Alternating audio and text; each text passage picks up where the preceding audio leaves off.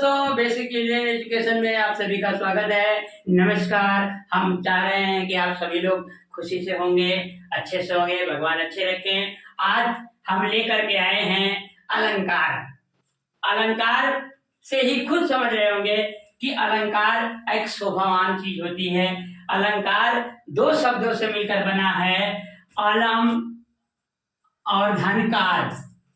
अलम का अर्थ होता है भूषण या सजावट, आकार का अर्थ होता है करने वाला। अर्थात अलंकार का शाब्दिक अर्थ हुआ आभूषण। अलंकार का शाब्दिक अर्थ हुआ आभूषण। जिस प्रकार आभूषण शरीर की शोभा बढ़ाते हैं, वैसे ही अलंकार के प्रयोग से काव्य में चमत्कार, सौंदर्य और आकर्षण उत्पन्न हो जाता है। आप समझ रहे होंगे कि कोई भी माताएं बहनें नाराज न हो मेरी इस वीडियो से। जो मैं समझाना चाह रहा हूं उसको समझिए। इसमें होता क्या है कि माताएं बहनें खूब आभूषण गहने सजा करके चल लेती हैं और सुंदर दिखती हैं। लेकिन सुंदर कैसे दिखती है? आभूषण से सुंदर दिखती है। काव्य कैसे अच्छा होगा? काव्य में जो शब्द होंगे उसमें के भाव अगर अच्छे होंगे तो काव्य का सौंदर्य बढ़ेगा। उसी प्रकार आप कितना सुसज्जित हो जाए, अगर आपकी वाणी अच्छी है, आपके पास ईमानदारी है, तो आप अच्छे हैं।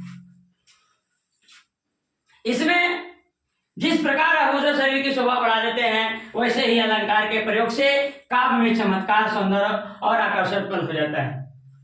सुमित्रानंद पंत जी कहते हैं, अलंकार केवल वाणी की सजावट के लिए नहीं, बल्कि वे भाव की व्यक्ति विशेष द्वार है। देखिए, ये जो मैंने कहना चाह रहा था वो सुमित्रानंद पंत जी के अनुसार सीधा सीधा सुशोभित हो रहा है कि केवल वाणी से नहीं बल्कि भाव उत्पन्न। आपकी वाणी अगर गलत जा रही है, आप खूब गहने पहने हो, खूब सुंदर हो, और आपकी वाणी अगर गलत है तो फिर आपकी सुंदरता अच्छी नहीं है। क्योंकि उसकी भाव जो हो, आपकी वाणी की जो भाव हो, वह किसी दूसरे के मन को छू ले। जैसे कबीरदास ने लिखा था कि ऐसी वाणी बोलिए मन का आपा खोज, औरन को शीतल करे आपहु शीतल हो। यानी आपकी वाणी से, आपकी भाषा से वो भाव उत्पन्न होना चाहिए जो अगले सुने और देखे तो लगे कि हाँ, यहाँ पर अच्छी चीज है। अलंकार के दो भेद हैं, शब्दालंकार और अर्थालंकार। तो आज शब्दालंकार का पहला टॉपिक है। शब्दालंकार में काव्य में जो शब्दों के द्वारा चमत्कार और सौंदर्य बढ़ा दे। काव्य में जो शब्दों के द्वारा काव्य का चमत्कार और सुंदरता बढ़ा दे, वहां पर शब्दालंकार होता है। शब्दालंकार के प्रकार होते हैं अनुप्रास अलंकार, अमक अलंकार, श्लेष अलंकार। अब इसमें होता क्या है कि अनुप्रास अलंकार में यहाँ पर लिखा गया है, आप लोग जानते भी हैं, बहुत किताब में पढ़े भी हैं, जहां पर एक ही वर्ण बार बार आए, एक ही वर्ण की बार बार आवृत्ति हो, तो वहां पर अनुप्रास अलंकार होता है। जिस प्रकार पहला उदाहरण आप लोग देख पा रहे होंगे, तरनी तनुजा तट तमाल तरुअर बहु छाए। अब देखिए, तो बार बार आ रहा है, तरनी तो, तनुजा तो, तट तो, तमाल तो, तरुअर तो। तो इसमें स्पष्ट समझ में आ रहा होगा आप लोगों को कि जहां एक ही वर्ण की बार बार आवृत्ति हो, जहां पर एक ही अक्षर बार बार आए, वहां पर अनुप्रास अलंकार होता है। फिर नीचे लिखा है घे घ घेर घो रे गगन। यहाँ पे लिखा है घे घ घेर घो रे गगन धरा धरि वो। अब मैंने देख रहे हैं घेर घेर यानी बादल घेर लिया है, घोर गगन। अब यहाँ पर गगन में आकाश होता है। घ देखिए बार बार आ रहा है, घ अक्षर की बार बार आवृत्ति हो रही है। फिर यहाँ पर क्या हो जाएगा, अनुप्रास अलंकार। फिर है रघुपति राघव राजा राम पतित पावन सीताराम। यहाँ पर है रघुपति राघव राजा राम। देखिए रघुपत राघव र, राजा र, राम र। आने र बार बार आ रहा है, एक ही अक्षर की बार बार आवृत्ति हो रही है, तो यहाँ पर अनुप्रास अलंकार होगा। फिर है चारु चंद्र की चंचल किरणें खेल रही जल थल में। यहां पर क्या है? च, चारु में चंद्र, च, चंचल च, तो च बार बार आ रहा है, इसलिए यहां पर भी अनुप्रास अलंकार होगा। फिर दूसरा टॉपिक है अमक अलंकार। जहां पर एक ही शब्द एक या दो बार आए, उसकी आवृत्ति दो बार हो, परंतु उनका अर्थ अलग अलग हो, तो यहां पर क्या हो रहा है? अमक अलंकार। जैसे देखिए,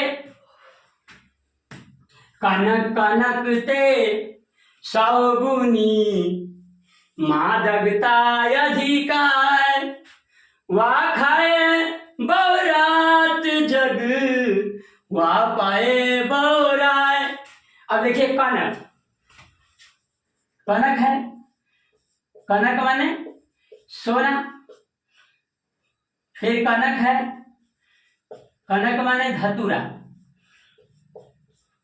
एक कनक माने धतूरा, एक कनक माने सोना। यहां खुद समझ रहे होंगे कि कनक कनक दो बार आया है और दोनों का अर्थ क्या है? अलग है। धतूरा पी लेंगे तो आप बौरा जाएंगे, कनक माने सोना ज्यादा पा जाएंगे तभी आप पागल सा घूमने लगेंगे। तो यहां पर क्या है? कनक कनक दो बार आया है।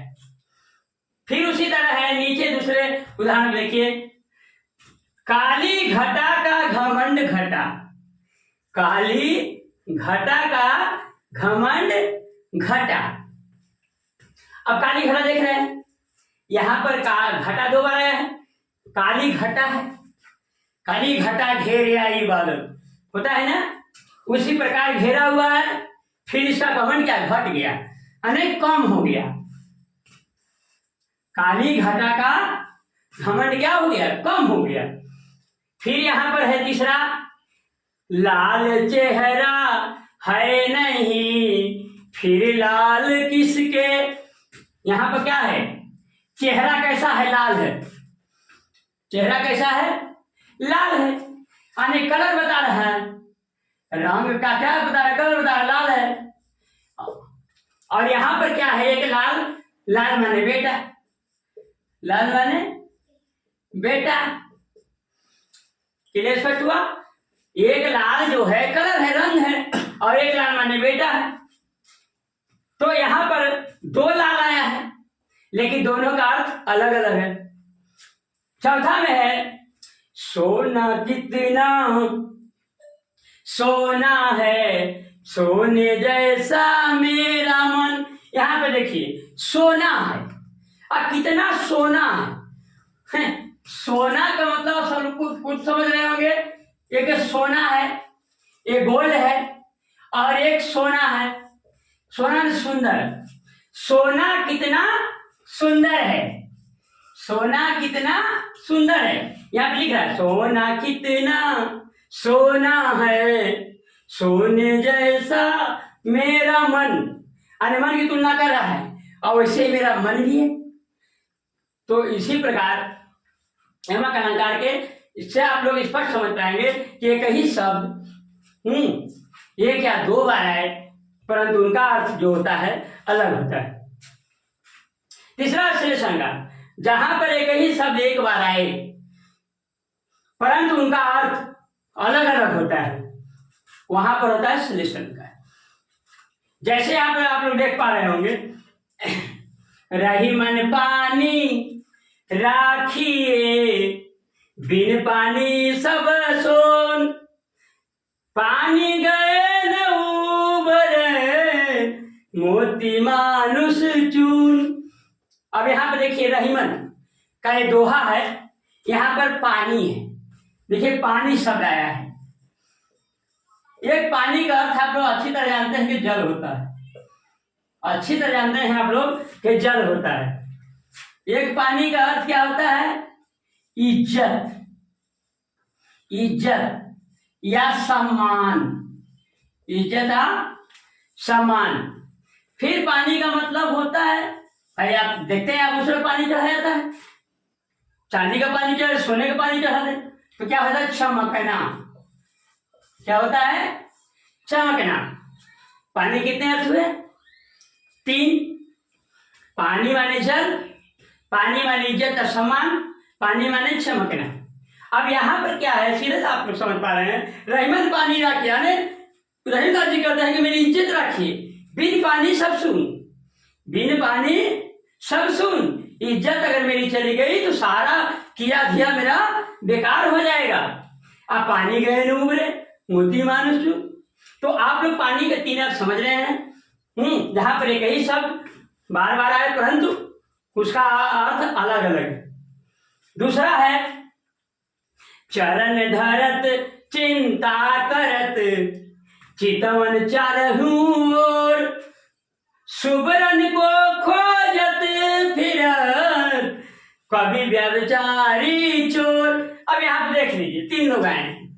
यहाँ पे देखिए, कभी है, व्यभिचारी है या चोर है।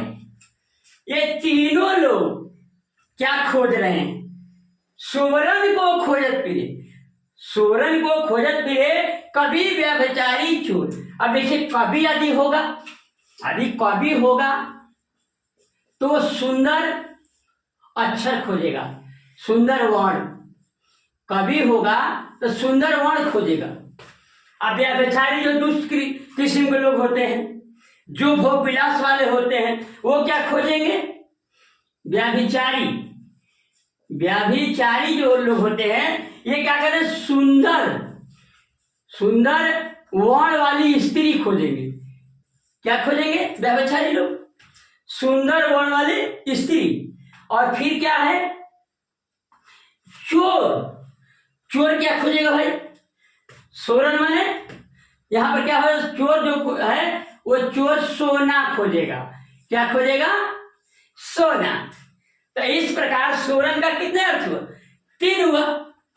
सोरन के कितने अर्थ? एक ही बार आया है, ध्यान दीजिए, एक ही शब्द एक बार आए परंतु उनका अर्थ अलग अलग हो। आप लोग समझ पा रहे होंगे। सुवर्ण को खोजत फिरत, यानी एक ही वर्ण आया है लेकिन उसका अर्थ अलग अलग है, 3 अर्थ निकल रहा है, इसलिए यहां पर श्लेष अलंकार होगी। और यहां पर इस तरह से श्लेष अलंकार हुआ। और धन्यवाद। अगर मेरी वीडियो पसंद आया होगा तो आप लोग लाइक करें, सब्सक्राइब करें और शेयर करें। थैंक यू, धन्यवाद।